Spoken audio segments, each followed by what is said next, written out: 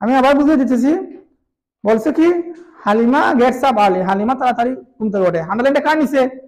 হালিমা নিচে। তাই আমরা হালিমা একজন কি ব্যক্তি, ব্যক্তিকে আমরা কে দ্বারা, কি দ্বারা, হাউ, কেমন দ্বারা, কিভাবে দ্বারা, কত দ্বারা, কোথায় দ্বারা, কখন দ্বারা, কিভাবে প্রশ্ন করি? কে দ্বারা। তো কে ইংলিশ কি ট্রান্সলেশন 9টা আছে না?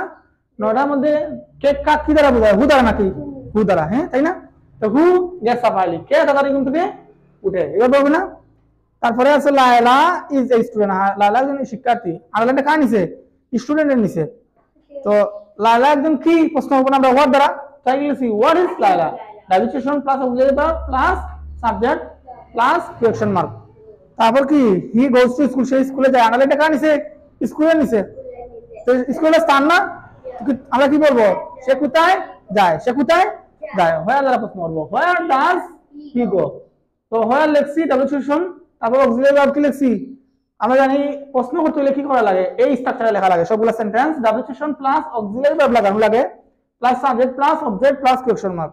তো আমাদের তো একটা ভার্ব লাগানো লাগবে এখানে। তো এই সেন্টেন্সে কি কোনো ভার্ব আছে? না। যদি কোনো ভার্ব না থাকে আমরা কি লাগাইবো? Do verb লাগাইবো। তো ডু ডিড ডাজ, ডিড হবে কি হলে? পাস্ট হলে ডিড হবে, প্রেজেন্ট হলে ডু বা ডাজ হবে। এবার আমরা ডু লিখবো নাকি ডাজ লিখবো? ডু লিখলে আমরা ডাজ লিখলাম কেন? সাবিনা হচ্ছে, হি হচ্ছে থার্ড পারসন সিঙ্গুলার নাম্বার, তাই ডাজ লিখছি, বুঝতে পারছো? তারপর গোর সাথে কি আর ইএস লাগাইছি? না, সেখানে তো ইএস ছিল, আর লাগাইনি, কারণ এখানে তো আমরা ডুর সাথে ইএস লিখে ফেলছি না, ডাজ লিখে ফেলছি। তারপর কি আছে? আম ফাইন, আমি ভালো। ডি নাম্বার কি বলছে? I'm fine. আন্ডারলাইনে কার নিচে? ফাইনে নিচে। আমরা প্রশ্ন করবো কি তুমি কেমন আছো? ফাইন এটা অবস্থা না, কেমন প্রশ্নতে কি হয়? হাউ, হাউ আর ইউ, তুমি কেমন আছো। তো এখানে সাবজেক্টের সাথে এম লিখছিল, আই এম। আমরা এম লিখিনি, আর লিখছি কেন? কারণ এখানে সাবজেক্টটা ইউ, ইউ হলে কি হয়? আর হয়। তা হাউ আর ইউ, তুমি কেমন আছো plus question mark, WH question plus auxiliary plus subject plus question mark. তারপর ইতে কি বলছে? How are school at 9 AM, আমাদের বিদ্যালয় শুরু হয় 9টার সময়। তাই 9টা কি একটা সময় না? সময় হলে কি দ্বারা প্রশ্ন করি, কখন দ্বারা কি লিখবো?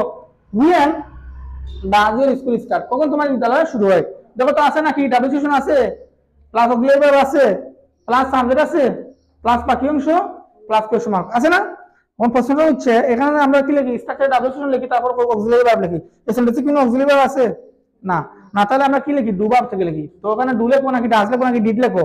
ডিড লিখবো শুধু ফার্স্টের হলে, এই সেন্টেন্সটা ফার্স্টের না, প্রেজেন্ট ইনডিফিনিট। তো প্রেজেন্ট হলে ডু লিখবো অথবা ডাজ লিখবো। তো এখন ডু লিখিনি, ডাজ লিখছি কেন? স্কুল হচ্ছে তারপরে সিঙ্গুলার নাম্বার, তাই এখানে ডাজ লিখছি। আর তারপরে সিঙ্গুলার নাম্বার হয় যেহেতু ডাজ লিখে ফেলছি, আর ভার্বের সাথে কি লাগাইনি? এস লাগাইনি। তারপর কি বলছে?